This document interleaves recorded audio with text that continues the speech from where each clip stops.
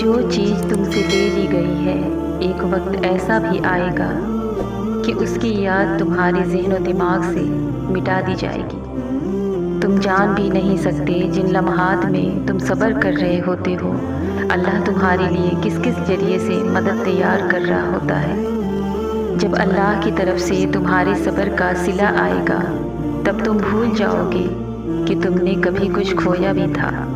کبھی کبھی ہمارے راستے میں آیا ہوا پل برا نہیں ہوتا، وہ آپ کو ایک ایسی جگہ پہ جانے سے روکتا ہے جہاں آپ کو نہیں جانا چاہیے۔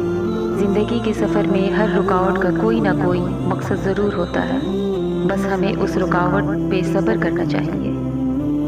سب سے بھاری بارش تاریک ترین بادلوں سے ہی ہوتی ہے۔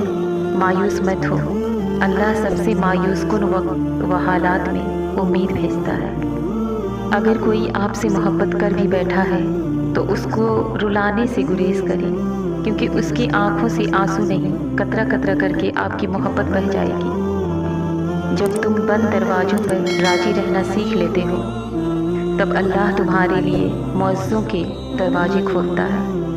زندگی کی سیڑھی کے ہر قدم پر مشکلیں ہیں، ان کا مقابلہ ہمیں صبر اور شکر سے کرنا چاہیے، پر یہی سیڑھی ہمیں صحیح منزل تک پہنچا دیتی ہے۔ اللہ ہمیں صبر کی آزمائش سے گزار کر ہمارے یقین کا امتحان لیتا ہے۔ وہ ہمیں اپنی طرف رجوع کروانے کے لیے اس صبر کے سفر سے روشناس کرواتا ہے۔ ہماری ہر آزمائش پر کیا جانے والا صبر ہمارے اور بھی درجے بلند ترین کر دیتا ہے۔ جو رب انار کے دانوں کو ترتیب دینے پر قدرت رکھتا ہے، بے شک وہ رب تمہاری حالات بدلنے پر بھی قادر ہے۔ زندگی میں کبھی کوئی ٹھوکر کسی غلط راستے پر چلنے سے بچانے کے لیے بھی لگتی ہے، جو آپ کو ساری زندگی کے لیے سیدھے راستے پر ڈال دیتی ہے۔ ایک نیا سفر روز کھولتا ہے۔ زندگی ایک کتاب ہے۔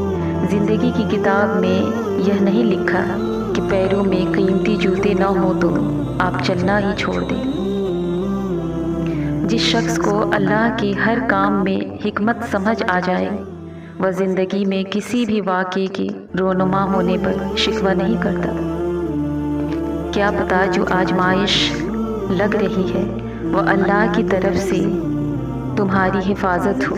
کیا پتہ جس کو تم ابھی درد سمجھ رہے ہو ایک دن وہی تمہارے لیے نعمت ہو۔ بس پھر شکر کرتے رہو، حالات اور وقت بدل جاتا ہے۔